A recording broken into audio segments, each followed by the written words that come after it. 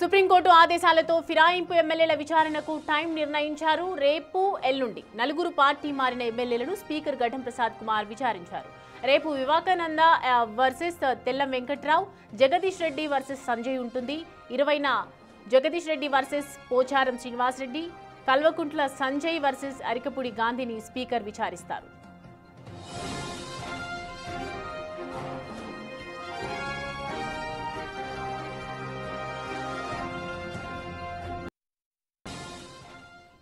Right, ఈ అంశానికి సంబంధించి పూర్తి డీటెయిల్స్ అందించడానికి మా ప్రతినిధి హేమ మనకి అందుబాటులో ఉన్నారు. హేమ, ఫిరాయింపు ఎమ్మెల్యేల విచారణ రేపు ఏ టైంకి ఉండబోతోంది, ఏం జరగబోతుంది? మొత్తానికి ఫిరాయింపుల ఎమ్మెల్యేల కేసుకి సంబంధించి ఒక కొలిక్కి వచ్చేందుకైతే స్పీకర్ ఛాంబర్ సిద్ధమైందనే చెప్పుకోవచ్చు. ఇప్పటికే గతంలో అటు ఎవరైతే పిటిషన్ దారులైనటువంటి బీఆర్ఎస్ ఎమ్మెల్యేలు మొదటిగా హైకోర్టుని స్పీకర్కి కంప్లైంట్ ఇచ్చారు. దీనిపైన స్పీకర్ ఎలాంటి యాక్షన్ తీసుకోకపోవడంతో హైకోర్టుని ఆశ్రయించారు. అనంతరం హైకోర్టు ఇచ్చినటువంటి తీర్పు సానుకూలంగా లేకపోవడంతో నేరుగా హైకోర్టు ఇచ్చినటువంటి తీర్పుని సవాల్ చేస్తూ సుప్రీంకోర్టుని ఆశ్రయించారు.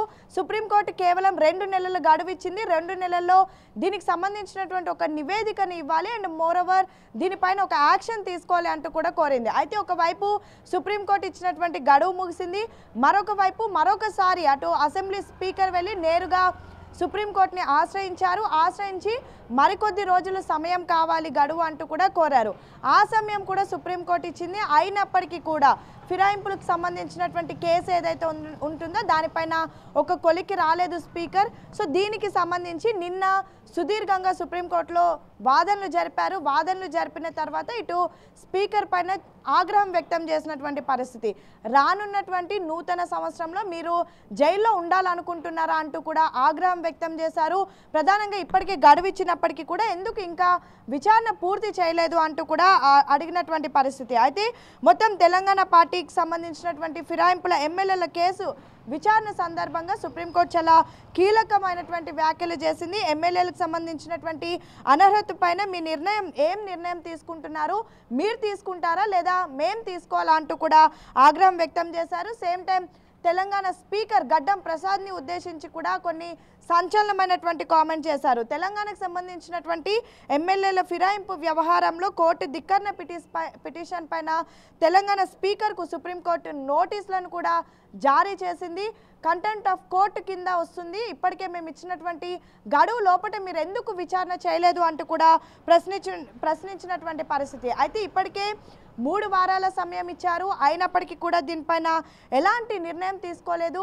సో ఈలోపు మరొక 4 వారాల అవకాశం కావాలి అంటూ కూడా స్పీకర్ ఛాంబర్ సుప్రీంకోర్టుని కోరింది. సో దీనికి సంబంధించి కోర్టు కూడా 4 వారాల సమయం ఇచ్చింది. ఇక కోర్టు ఇచ్చినటువంటి సమయాన్ని బేస్ చేసుకొని ఇంకా ఈ ఫిరాయింపుల ఎమ్మెల్యేల కేసుకి సంబంధించి స్పీకర్ స్పీడప్ చేశారనే చెప్పుకోవచ్చు. రేపు ఎల్లుండి కూడా విచారణకు ఆదేశించారు. గతంలో కూడా అటు 4, 5వ తారీఖున విచారణ ఉండింది. కానీ ఆ సమయంలో విచారణ జరపకుండా మొన్న 14, 15వ తారీఖున కూడా విచారణ జరిపారు. ఇక మరొకసారి ఈ నెల 19, 20వ తారీఖున కూడా విచారణ జరపాలి అంటూ స్పీకర్ ఛాంబర్ ఇప్పటికే ఎమ్మెల్యేలకు నోటీస్ ఇచ్చింది. అటు పిటిషన్ దారులైనటువంటి బీఆర్ఎస్ ఎమ్మెల్యేలకు సేమ్ టైం పార్టీ ఫిరాయించినటువంటి ఎమ్మెల్యేలు మొత్తం 4గురిని కూడా విచారించాలి అంటూ కూడా స్పీకర్ భావిస్తుంది. ఇందులో భాగంగా రేపు ఉదయం 11 గంటల నుంచి 11:30 వరకు అండ్ మోరోవర్ 11:30 నుంచి 12 గంటల వరకు అటు పిటిషన్ దారులైనటువంటి కేపీ వివేక్ వర్సెస్ తెల్లం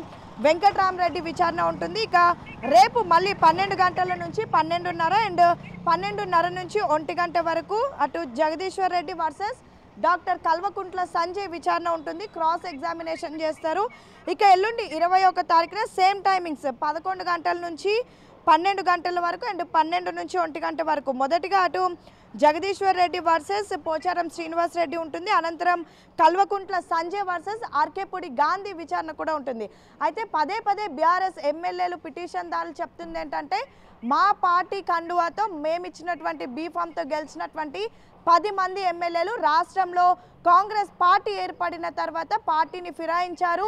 ముఖ్యమంత్రి రేవంత్ రెడ్డి ఆధ్వర్యంలో కాంగ్రెస్ పార్టీలో జాయిన్ అయ్యారు అంటూ కూడా పెద్ద ఎత్తున బీఆర్ఎస్ ఎమ్మెల్యేలు చెప్తున్నారు. కానీ ఎవరైతే ఆరోపణలు ఎదుర్కొంటున్నటువంటి 10 మంది ఫిరాయింపుల ఎమ్మెల్యేలు ఉన్నారో వాళ్ళు మాత్రం మేము ఇంకా పార్టీ మారలేదని కేవలం తమ నియోజకవర్గ అభివృద్ధి కార్యక్రమాల కోసం మాత్రమే ముఖ్యమంత్రి రేవంత్ రెడ్డిని కలిసామంటూ కూడా పదే పదే చెప్తూ ఉన్నారు. కానీ దీనికి కౌంటర్ దాఖలు చేస్తూ ఇప్పటికే అటు తమ దగ్గర ఉన్నటువంటి ఎవిడెన్స్ అన్నిటిని కూడా పిటిషన్దారులైనటువంటి ఎమ్మెల్యేలు స్పీకర్ ఛాంబర్ ముందు సమర్పించారు. సేమ్ టైం న్యూస్ పేపర్స్లో అదేవిధంగా మీడియాలో వచ్చినటువంటి కథనాలను కూడా వాళ్ళు ఎవిడెన్స్గా జతపరిచినటువంటి పరిస్థితి. ఒకవైపు ఆరోపణలు చేస్తున్నారు అంటూ కూడా ఫిరాయింపులు చెప్తుంటే, లేదు ఈ ఆరోపణలు అన్నీ కూడా వాస్తవాలు అంటూ తమ దగ్గర ఉన్నటువంటి ఆధారాలు బీఆర్ఎస్ ఎమ్మెల్యేలు కూడా సమర్పిస్తూ ఉన్నారు. అయితే ఇప్పటి వరకు కూడా కేవలం ఎవరైతే బీఆర్ఎస్ పార్టీకి అంటే పిటిషన్దారులైనటువంటి ఎమ్మెల్యేలను, ఫిరాయింపుల ఎమ్మెల్యేలను, సేమ్ టైం వాళ్ళకి సంబంధించినటువంటి అడ్వకేట్లను మాత్రమే విచారణకు ప్రస్తుతానికి స్పీకర్ ఛాంబర్ అలౌట్ చేసింది. అయితే కేవలం 4 ఎమ్మెల్యేలను మాత్రమే ఇప్పటి వరకు విచారించారు. ఒకవైపు 4 వారాల గడువు ఉంది, ఇంకా 6 మంది ఎమ్మెల్యేలను విచారించాల్సి ఉంది. మరి మిగతా ఎమ్మెల్యేలకు ఎప్పుడు నోటీసులు జారీ చేస్తారు? అండ్ మోరోవర్ ఖైరతాబాద్ ఎమ్మెల్యే అయినటువంటి Danam Nagender and station Ghanpur MLA అయినటువంటి కడియం శ్రీహరి వీళ్ళిద్దరిని విచారిస్తారా, లేదంటే నేరుగా వాళ్ళే పార్టీకి రాజీనామా చేసి మరొకసారి బై ఎలక్షన్స్ వస్తాయా? ఇవన్నీ కూడా చాలా కీలకంగా మారనుంది. సో 4 వారాల్లో ఎలాంటి నిర్ణయం స్పీకర్ తీసుకోబోతున్నారు, ఒకవేళ నిర్ణయం తీసుకోకపోతే సుప్రీంకోర్టు ఎలాంటి డెసిజన్ తీసుకోబోతుంది అనేది మాత్రం ఉత్కంఠ నెలకొంది. Right Hema, thanks for the updates. Right, party ఫిరాయింపు ఎమ్మెల్యేలకు సంబంధించి రేపు విచారణ ఉన్నటువంటి నేపథ్యంలో మరి ఎమ్మెల్యేలు ఏ విధంగా దీనికి సంబంధించి ఎవిడెన్స్ చూపిస్తారు, లేకపోతే పార్టీ నుంచి రాజీనామా చేస్తారా, మరి బై ఎలక్షన్స్ రాబోతున్నాయా, దీనికి సంబంధించి స్పీకర్ ఏ విధమైన నిర్ణయం తీసుకుంటారు అనేది మాత్రం వేచి చూడాల్సిందే. రేపటిలోగా మనకి పూర్తి అప్డేట్స్ అయితే తెలిసే అవకాశాలు కనిపిస్తున్నాయి.